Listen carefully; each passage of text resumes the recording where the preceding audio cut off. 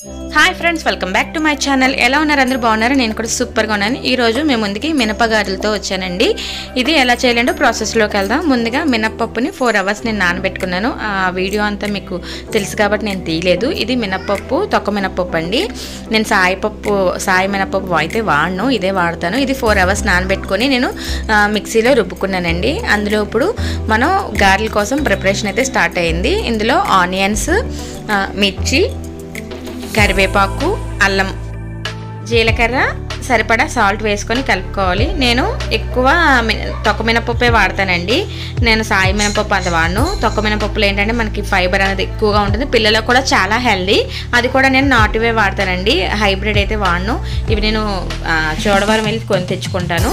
పిండి అయితే కలుపుకున్నాను కదా, పక్కన నేను ఆయిల్ కూడా హీట్ చేసుకున్నాను. ఇప్పుడు గారెలు ఎలా వేసుకోవాలి ఏంటో మీకు చూపిస్తానండి. ముందుగా గారెలు వేసుకోవాలంటే ఒక బౌల్లో వాటర్ అనేది పెట్టుకోవాలి. వాటర్ పెట్టుకొని మనం హ్యాండ్ని అందులో ఫస్ట్ డిప్ చేసి ఆ హ్యాండ్ వేరే హ్యాండ్కి కూడా మీకు వీడియోలో చూపిస్తున్నాను కదా, అలా రాసుకొని మనం కొంచెం ఒక రౌండ్లో పిండి అనేది తీసుకొని కలుపుకొని గారెల కింద చేసుకోవాలి. వీడియోలో చూపిస్తున్నట్టు చేసుకోవాలండి. ఇలా అయితే మనకి చేతికి అంటుకోదు, గారె అనేది తొందరగా చేతి నుంచి విడుతుంది. మనకి వీడియోలో చూపిస్తాను కదా, మీకు ఇంకోటి వేసి కూడా చూపిస్తాను.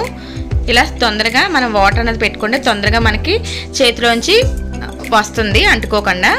ఇలా వేసుకున్నాక మిగిలిన పిండి కూడా మనం అలాగే గారెల కింద వేసుకొని ఇవి గోల్డెన్ బ్రౌన్ కలర్ వచ్చే వరకు వేయించుకోవాలి.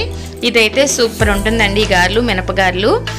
ఎందుకంటే ఇవి పైనంతా క్రిస్పీగా లోపల స్పాంజీగా భలే ఉంటుంది. టేస్ట్ కూడా మనకి సాయి మినపప్పు గారెల కన్నా తొక్క మినపప్పు గారెలే చాలా బాగుంటుంది. నేను ఎక్కువ కూడా తొక్క కూడా తీయనండి. ఇవి ఎగుతున్నాయి కదండి. ఇన్ కేస్ మీకు చేతి మీద గారెలేయడం రాకపోతే మనకి ఆయిల్ కవర్లు, పాల కవర్లు ఉంటాయి కదా, దాని మీద కూడా మీరు వేసుకోవచ్చు. నాకైతే హ్యాండ్తోనే ఎక్కువ అలవాటు. ఇవి వేగిపోయాయి కాబట్టి వీటిని టిష్యూ వేసిన ప్లేట్లోకి అయితే తీసుకోవాలి. ఎక్సెస్ ఆయిల్ ఏమైనా ఉంటే ఆ టిష్యూ అనేది పీల్ చేసుకుంటుంది. ఇప్పుడు మిగిలిన పిండి ఉంది కదండి, అవి కూడా ఇలాగే గారెలు అనేవి వేసేసుకోవాలి.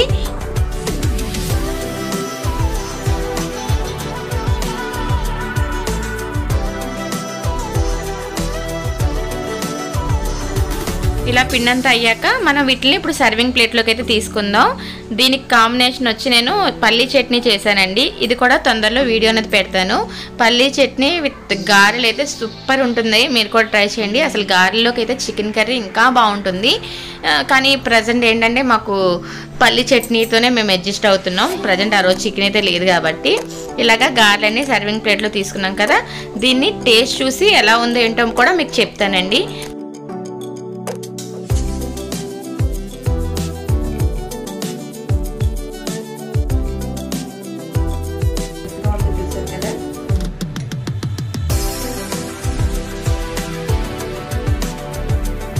సూపర్ ఉంది.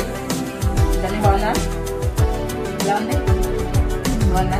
పైన క్రిస్పీగా, లోపల కర్రీగా చాలా బాగుందండి. దీనికి కాంబినేషన్ వచ్చి మేము పల్లీ చట్నీ చేసుకుందాం.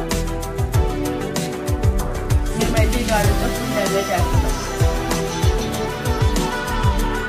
హోప్ ఈ వీడియో మీకు నచ్చింది అనుకున్నాను. నచ్చినట్లయితే లైక్ చేయండి, షేర్ చేయండి, కామెంట్ చేయండి, సబ్స్క్రైబ్ చేయండి. పక్కన బెల్ ఐకాన్ క్లిక్ చేస్తే మేము పెట్టే వీడియోస్ అన్ని మీకు నోటిఫికేషన్ కింద వస్తాయి. Thank you for watching.